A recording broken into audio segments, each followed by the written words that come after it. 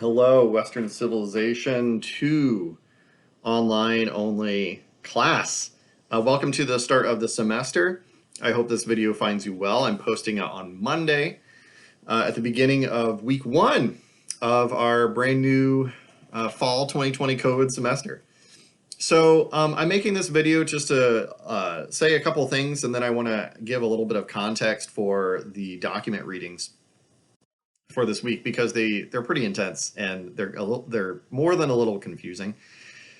So I thought I would help you guys out a little bit in understanding that. If you haven't already, go to the course Blackboard site and check it out. It's been available for a few days now.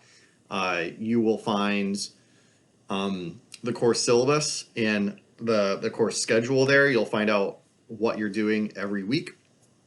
Generally, you'll be in charge of reading selections out of the textbook. The textbook is Western Civilizations, and you'll also be reading selections out of the perspectives from the past document collection. So you'll have those things almost every single week. And I think it's best to start sooner than later, like start jumping into those things so that you understand them. Towards the beginning of the week, start working on those progressively sooner rather than later, instead of leaving the whole kit and caboodle for the end of each week when things are due. Speaking of due dates, the due dates for this class, for any weekly module ever, is going to be on Fridays. Fridays, 1 minute before midnight. This week, for week 1, it's a quiz on the 7 or 8 pages or so of the textbook talking about the Enlightenment. Okay, so it's pretty easy starting out this week. All you have to do is this quiz on just this week's textbook readings. And it's not always going to be this easy, but I thought we'd ease into the semester nice and slow. Okay, so yeah, check out the Blackboard site if you haven't already. All the checklist and the quiz, that's found in the weekly modules part of the menu. So check that out, as well as the syllabus and the schedule. Okay, so the documents, we're starting out in the Enlightenment, okay? Which, if you don't know anything about the Enlightenment, that's totally fine. It's not often taught outside of college courses in social studies and history classes because it's kind of confusing. It's this kind of heady era where a bunch of rich white guys walked around and had big ideas about stuff. And those ideas are really important.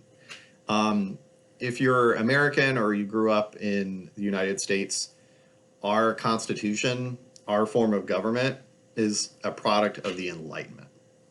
It's this idea that you can have liberty and freedom and people can rule each other by the rule of law and not by a king who wields absolute power.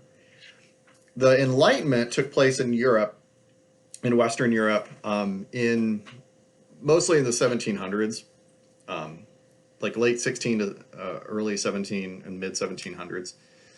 And it's this kind of broad event where people just talked a lot about experimental ideas. The norm, however, for government was kings ruling everything. Kings and queens had almost absolute power over their kingdoms. What Enlightenment thinkers were concerned about was, is this, one of the main questions they asked was, is this the best form of government we can do? Or can we make human society better by introducing certain ideas of freedom and liberty and separation of powers and good laws? And is the king always right? No, of course he's not. We should be allowed to question him and make our own decisions and all this kind of thing. So the Enlightenment deals with a lot of cultural stuff and a lot of scientific stuff, but what we're concerned with in this class is the political side, because from those political discussions come new and exciting ideas about self-government and democracy and things like that. Things that the United States eventually put into practice. kind of for the first time, sort of. Anyway, so that's the context. That's a little bit of context, and the textbook readings will give you even more detailed context.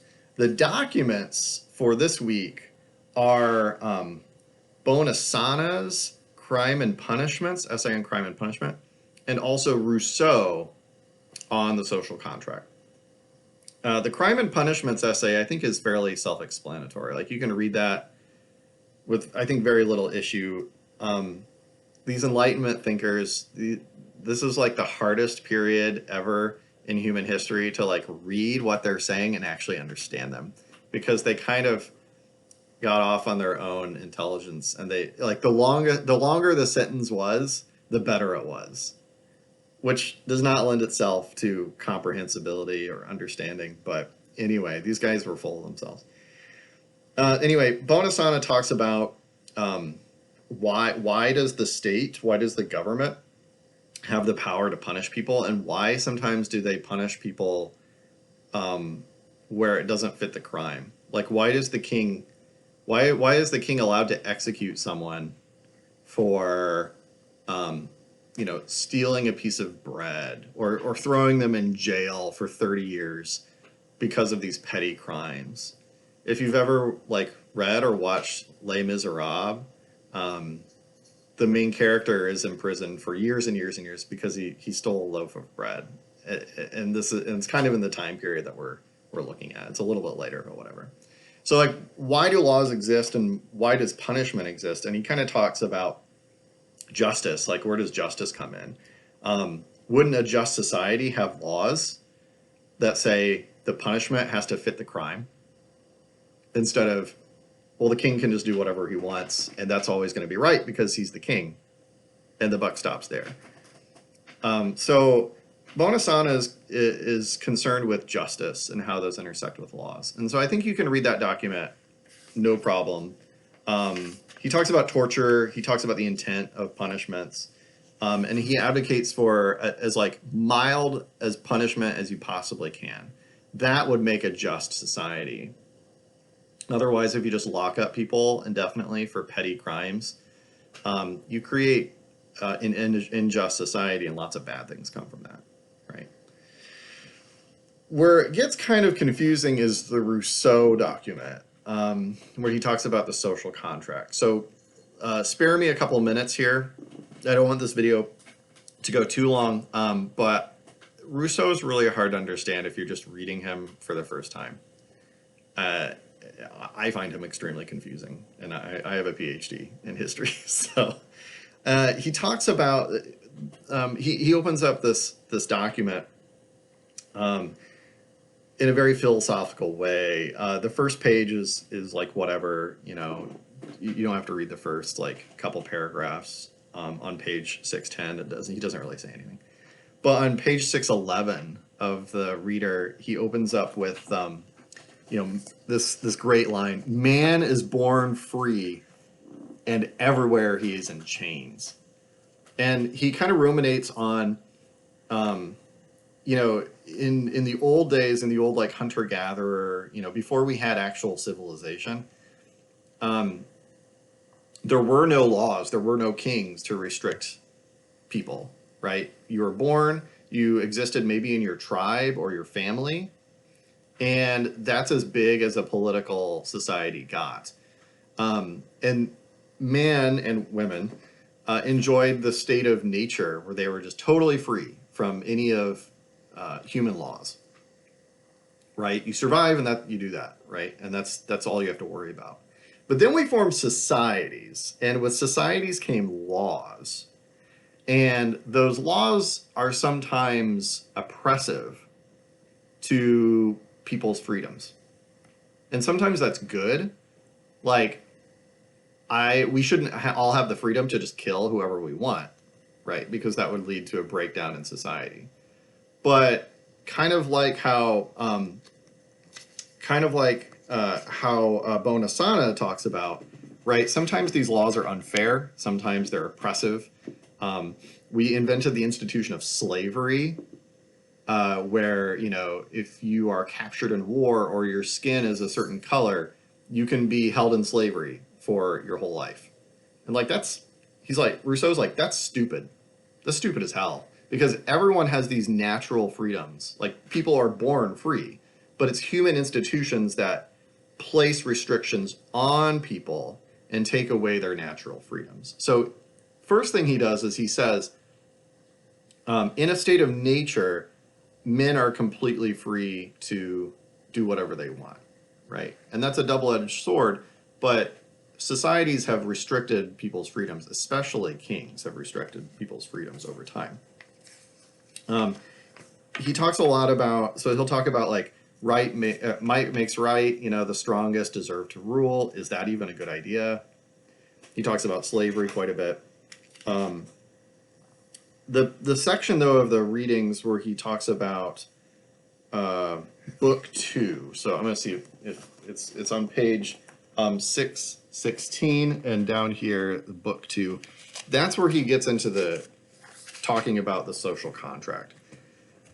And this video is getting long, so I'll try and wrap up here. But in summary, the social contract is this unwritten idea, this unwritten contract between a people and their government. And the contract says people will voluntarily give up some of their freedoms, right? Natural freedoms, the right to kill whoever they want, or the right to just take whatever they want. They give up those natural liberties in order to have a just society where we all get along, and the government guarantees safety and equality and rights for people. When the government sucks, though, like when it doesn't uphold its end of the bargain, when it says, those of us who are in charge, the king or the president or the United States Senate or whatever, we can do whatever we want. Rousseau says that's a breach of the contract where they're taking advantage of the people's liberties, right? And that means that the people have the option to rise up and overthrow the government and set up a new and better one. Like they broke if the government breaks the contract with you and oppresses you with unfair laws and takes your stuff and taxes you relentlessly and doesn't live by its own laws, like if the government sucks, the people can replace it. That's the idea of the social contract. And he says that in 10 pages of very flowery language, but it's there. So I do want you guys to read it. He does talk about other things like voting rights and natural liberty and other things I'm not going to talk about right now because I could be talking for the next hour. So try and read it, but keep those main ideas in the back of your mind. That he says all men are born free and women, right? All people are born free, and yet it's human institutions that take away our rights. Sometimes that's a good thing, so we all don't descend into chaos. But when our human institutions, when our government, what he calls the sovereign, he's talking about the government. When the sovereign abuses its power, the people have a right and maybe even an obligation to rise up and replace that sovereign with something better. And that's important context because over the next 2 weeks, beyond this week, we're going to be talking about the French Revolution. This was the American idea during the American War of Independence that, King George of Britain sucks. And so we're going to replace him with something better. The French do that too. And in the French case, it's a bigger deal for reasons that we're going to talk about. It's more of a big deal than the American Revolution is. But we'll talk about both things next week. All right. This is almost 15 minutes long. So I hope this video is helpful. If you've watched this, you'll have a much better understanding of Rousseau. But just try and muscle. This is probably the hardest readings you'll face all semester. Sorry that it's week 1 and it's the most difficult reading week. If you have any questions, let me know. Email me or stop in during office hours. I'll try and get that Zoom link up for office hours shortly. All right. I will see you guys later. Good luck.